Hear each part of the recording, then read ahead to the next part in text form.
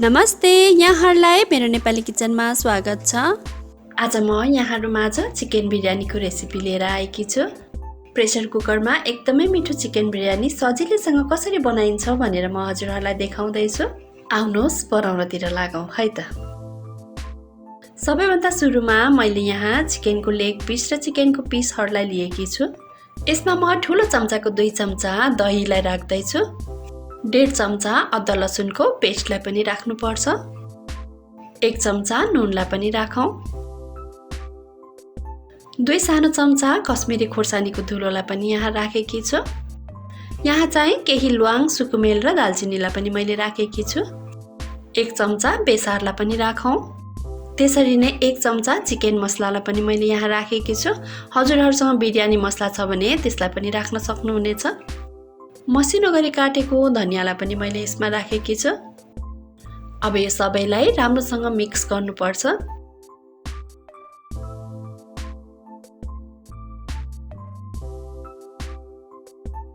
यसमा मैले थोरै मात्रामा भुटेको जिरा धनियाको धुलोलाई पनि मिक्स गरेकी छु।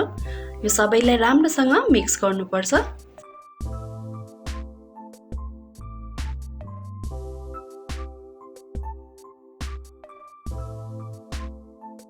अब यसलाई 10-15 मिनेटको लागि छोपेर राख्नुपर्छ।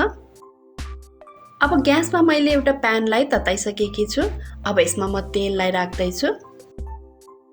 अब तेल तातिसकेको छ। यहाँ चाहिँ मैले प्याजलाई मसिनो लाम्चो गरेर यसरी काटेकी छु। अब यो प्याजलाई म यो तेलमा राख्दैछु। यो प्याजलाई चाहिँ हामीले बिरयानीमा राख्नको लागि फ्राई गर्नुपर्छ। अब मिडियम टु लो फ्लेममा प्याजलाई हामीले बिस्तारै बिस्तारै चलाउँदै फ्राई गर्नुपर्छ।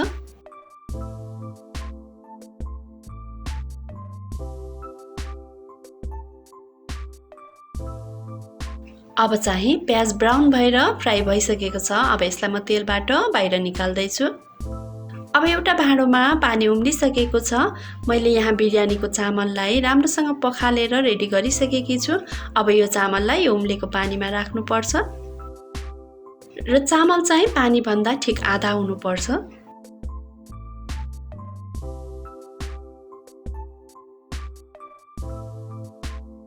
अब यसलाई बेला बेला चलाउँदै पकाउँदै जानुपर्छ।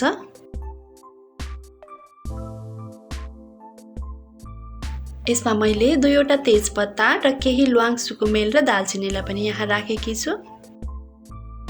आधा चम्चा नुनलाई पनि यसमा राखौँ।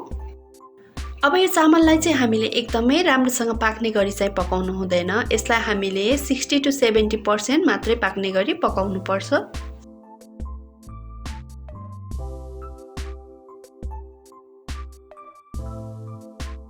यसलाई मैले चेक गरिसकेकी छु। यो चाहिँ ठिक्कको भइसकेको छ।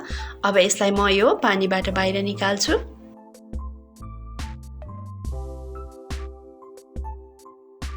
यसरी सबै चामललाई छान्दै एउटा भाँडोमा राख्दै जानुपर्छ।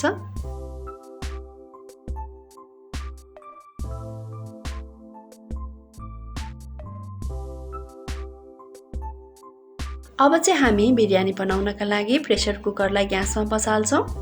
अब प्रेसर कुकर तातिसकेपछि यसमा मैले तेललाई राखेकी छु र एउटा मसिनो गरी काटेको प्याजलाई मैले यसमा फुराएँ। अब एकैछिन प्याजलाई भुट्नुपर्छ र यसमा 1 चम्चा बेसारलाई पनि राखेकी छु। 1 चम्चा अदुवा लसुनको पेस्टलाई पनि राखेँ। अब एकैछिन यसलाई पनि चलाउँदै भुटौँ।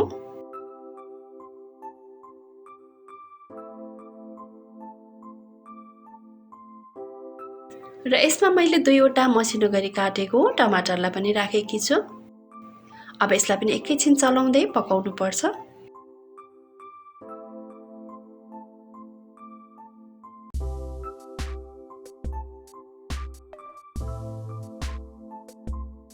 यहाँ मैले एकदमै थोरै मात्रामा नुनलाई राखेकी छु। नुन चाहिँ हामीले अघि मासु मेरिनेट गर्दा पनि राखेका छौँ र चामलमा पनि राखेको छौँ। त्यसैले नुन राख्दा चाहिँ ध्यान दिएर राख्नुहोला। टमाटर हल्का पाकिसकेको छ। अब चाहिँ अघि हामीले म्यारिनेट गरेर राखेको मासुलाई यसको माथिबाट राख्नुपर्छ।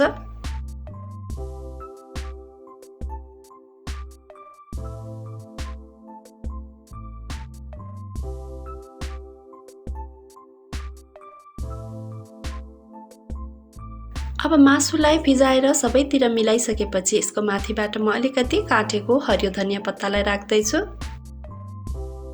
अब अघि हामीले फ्राई गरेर राखेको प्याजलाई पनि यसको माथिबाट अलिकति राख्नुपर्छ। प्याज धनियालाई चाहिँ हामीले अर्को लेयरको माथि पनि राख्नुपर्ने भएकोले गर्दा यसमा अलिकति मात्रै राख्छौँ। अब यसको माथिबाट चाहिँ अघि हामीले पकाएर राखेको चामललाई बिस्तारै फिजाउँदै राख्नुपर्छ। पुरै चामल चाहिँ हामीले यहाँ राख्दैनौँ, यसलाई हामीले अर्को पनि लेयर बनाउनु पर्ने हुनाले हामीले आधा चाहिँ अहिले राख्छौँ। र हामीले यो तयार गर्दै गर्दा चाहिँ हामीले ग्यासको फ्लेम चाहिँ एकदमै मिडियम टु लोमा राख्नुपर्ने हुन्छ। अब यसको माथिबाट फेरि हामीले फ्राई गरेको प्याजलाई यसरी फिजाएर राखौँ। र यहाँ चाहिँ मैले पुदिनाको पत्तालाई पनि यसरी फिजाएर राखेकी छु। बिरयानीमा पुदिनाको स्वाद एकदमै मिठो आउँछ। अब काटेको हरियो धनियालाई पनि राखौँ। र यहाँ चाहिँ ठुलो चम्चाको 1 चम्चा घिउलाई पनि मैले राखेकी छु। अब फेरि यसको माथिबाट हामीले यसरी नै बाँकी रहेको चामललाई फेरि यसरी नै फिजाउँदै राख्छौँ।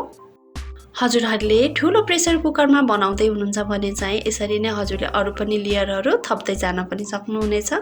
मैले चाहिँ यहाँ सानो प्रेसर कुकर भएकोले 2 लेयर मात्र बनाएकी छु। र बाँकी रहेको सबै चामललाई मैले यहाँ राखिसकेकी छु। अब यसको माथिबाट फेरि अघि फ्राई गरेको सबै प्याजलाई यसरी नै मिलाएर राख्ने। यसरी नै धनिया र पुदिनालाई पनि राख्ने।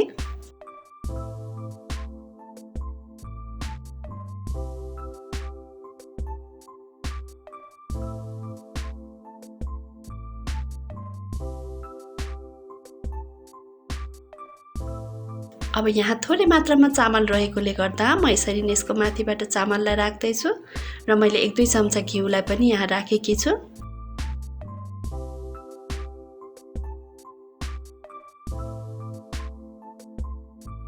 र यहाँ चाहिँ मैले थोरै मात्रामा रेड फुड कलरलाई पानीमा घोलेर राखेकी छु। यसले चाहिँ बिरयानीमा कलर राम्रो दिन्छ र यसले स्वादलाई चाहिँ केही फरक पर्दैन, यो चाहिँ अप्सनल हो। यो चाहिँ दुधमा मैले थोरै केसरलाई भिजाएर राखेकी थिएँ र यसलाई पनि म यसको माथिबाट यसरी राख्दैछु। यदि हजुरहरूसँग केसर अथवा कलरहरू छैन भने चाहिँ यसलाई स्किप गर्न पनि सक्नुहुनेछ।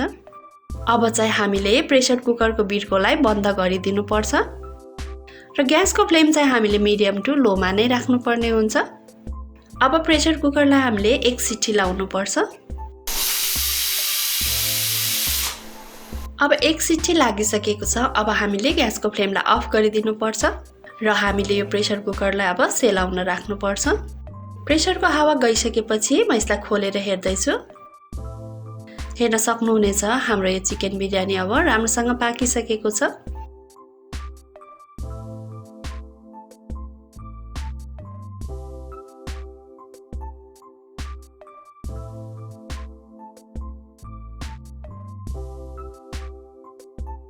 अब यसमा चिकनको भाग सबै तल रहेकोले गर्दा हामीले सर्भ गर्दा बिस्तारै चिकनलाई माथि निकालेर सर्भ गर्नुपर्ने हुन्छ। र यो बिरयानीको चिकन पनि राम्रोसँग पाकिसकेको छ।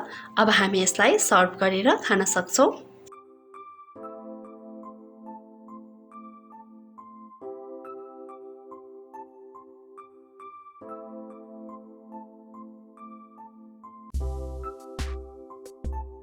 अब हाम्रो यो यम्मी चिकन बिरयानी खानका लागि रेडी छ र यसको स्वाद पनि एकदमै मिठो भएको छ।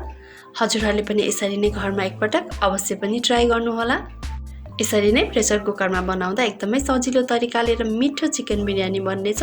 आशा छ हजुरहरूलाई मन पर्नेछ। यहाँहरूलाई मेरो भिडियो कस्तो लाग्यो? मन पर्यो भने लाइक, कमेन्ट र शेयर अवश्य पनि गरिदिनु होला। यहाँहरूले मेरो नेपाली किचनको फेसबुक पेज र इन्स्टाग्राममा पनि मलाई फलो गरिदिनु होला। र यदि च्यानललाई सब्स्क्राइब गर्नुभएको छैन भने सब्स्क्राइब गरेपछि छेउमा रहेको बेल आइकनलाई अवश्य क्लिक गरिदिनु होला। यसले गर्दा मेरो नयाँ नयाँ भिडियोहरूको नोटिफिकेसन यहाँहरूमाझ सजिलै आउने गर्छ। हवस् त, यहाँहरूको दिन सुखमय बितोस्। धन्यवाद।